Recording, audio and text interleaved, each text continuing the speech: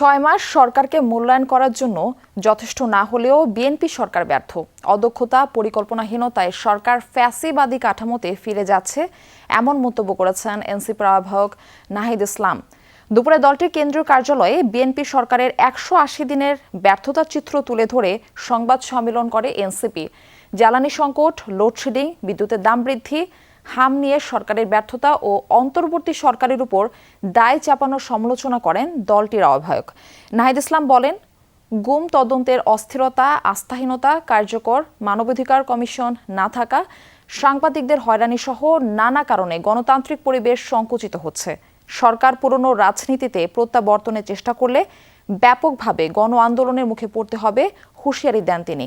ও সময় শেখ হাসিনা রায়ের বিচার কার্যকর করা এবং ভারত বাংলাদেশের সম্পর্ক উন্নতির দিকে নেয়ার তাগিদ দেন এনসিপির আহ্বায়ক। এই 6 মাসে এই যে 3টি বিষয়কে তারা অগ্রাধিকার দিয়েছিল, এই 3টি বিষয়তেই তারা কিন্তু নিদারুণভাবে ব্যর্থতার পরিচয় দিয়েছে। দ্রব্যমূল্যের জায়গা যদি আপনি বলেন, নিত্য প্রয়োজনীয় দ্রব্য যেগুলো আছে 10 থেকে 15 টাকা করে সবগুলোতেই বেড়েছে।